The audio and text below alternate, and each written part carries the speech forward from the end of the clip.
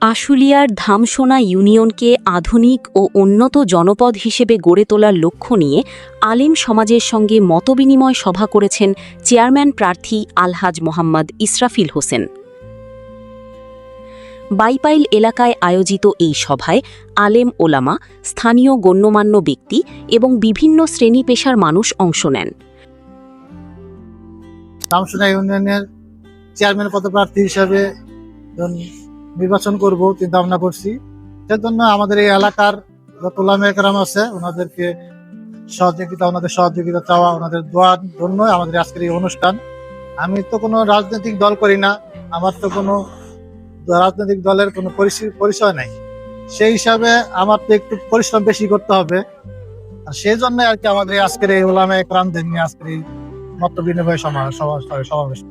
আমি যদি আল্লাহ তাআলা যদি আমাকে নির্বাচিত করেন, আমাদের ধামসোনা ইউনিয়নের ৬ নং ওয়ার্ড, ৭ নং ওয়ার্ড এবং বিভিন্ন জায়গায় রাস্তাঘাটে খুব বেহাল অবস্থা, মানুষ চলাচল করতে পারে না।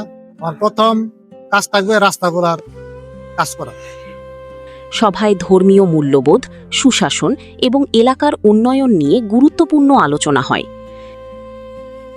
ধামসোনা ইউনিয়নে আমি যদি নির্বাচিত হই, আমি যদি চেয়ারম্যান পদে নির্বাচিত হই, আল্লাহ তাআলা যদি আমাকে নির্বাচিত করেন, প্রত্যেকটা ওলামায়ে কেরাম হবেন একজন চেয়ারম্যান হিসাবে। চেয়ারম্যান প্রার্থী বলেন, তিনি কোনো দলের প্রার্থী নন, বরং একজন সাধারণ মানুষ হিসেবে এলাকার উন্নয়নে কাজ করতে চান। নির্বাচিত হলে রাস্তা উন্নয়ন, শিক্ষা, ধর্মীয় প্রতিষ্ঠান ও নিরাপত্তা খাতে কাজ করার প্রতিশ্রুতি দেন। আমি প্রত্যেকটা ওয়ার্ডে, প্রত্যেকটা রাস্তা আপনাদের সামনে আরেকটা বক্তব্য, একটা কথা দিচ্ছি, আমাদের এই ধামসোনাটা অ্যাম্বুলেন্সের ব্যবস্থা করে দেবো। যারা সাধারণ ওয়ার্কার আছে